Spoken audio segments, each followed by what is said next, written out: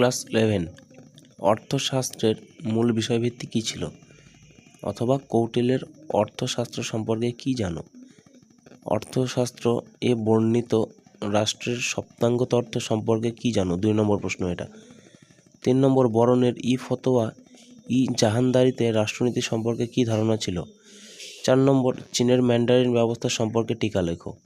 5 ব্যবস্থা বলতে কী বোঝো? অথবা ব্যবস্থা সম্পর্কে একটি টিকা লেখো। ক্লাস 11 অর্থশাস্ত্রের মূল বিষয়ভিত্তি কী ছিল? অথবা কৌটিল্যের অর্থশাস্ত্র সম্পর্কে কী জানো? অর্থশাস্ত্র এ বর্ণিত রাষ্ট্রের সপ্তাঙ্গত অর্থ সম্পর্কে কী জানো? 2 নম্বর প্রশ্ন এটা। 3 নম্বর বরণের ফতোয়া জাহানদারিতে রাষ্ট্রনীতি সম্পর্কে কী ধারণা ছিল? 4 নম্বর চীনের ম্যান্ডারিন ব্যবস্থা সম্পর্কে টিকা লেখো। 5 ব্যবস্থা বলতে কী বোঝো? অথবা ব্যবস্থা সম্পর্কে একটি টিকা লেখো। ক্লাস 11 অর্থশাস্ত্রের মূল বিষয়ভিত্তি কী ছিল? অথবা কৌটিল্যের অর্থশাস্ত্র সম্পর্কে কী জানো? অর্থশাস্ত্র এ বর্ণিত রাষ্ট্রের সপ্তাঙ্গত অর্থ সম্পর্কে কী জানো? 2 নম্বর প্রশ্ন এটা। 3 নম্বর বরণের ফতোয়া জাহানদারিতে রাষ্ট্রনীতি সম্পর্কে কী ধারণা ছিল? 4 নম্বর চীনের ম্যান্ডারিন ব্যবস্থা সম্পর্কে টিকা লেখো। 5 ব্যবস্থা বলতে কী বোঝো? অথবা ব্যবস্থা সম্পর্কে একটি টিকা লেখো। ক্লাস 11 অর্থশাস্ত্রের মূল বিষয়ভিত্তি কী ছিল? অথবা কৌটিল্যের অর্থশাস্ত্র সম্পর্কে কী জানো?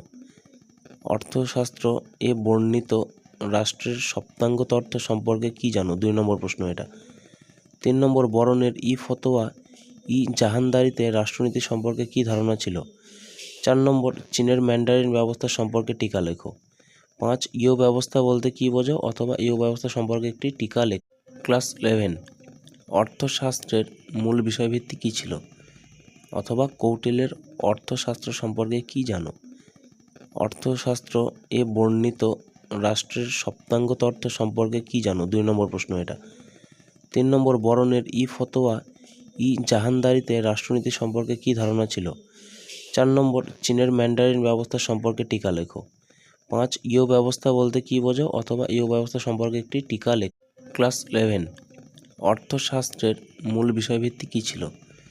অথবা কৌটিল্যের অর্থশাস্ত্র সম্পর্কে কী জানো? অর্থশাস্ত্র এ বর্ণিত রাষ্ট্রের সপ্তাঙ্গত অর্থ সম্পর্কে কী জানো? 2 নম্বর প্রশ্ন এটা। 3 নম্বর বরণের ফতোয়া জাহানদারিতে রাষ্ট্রনীতি সম্পর্কে কী ধারণা ছিল? 4 নম্বর চীনের ম্যান্ডারিন ব্যবস্থা সম্পর্কে টিকা লেখো।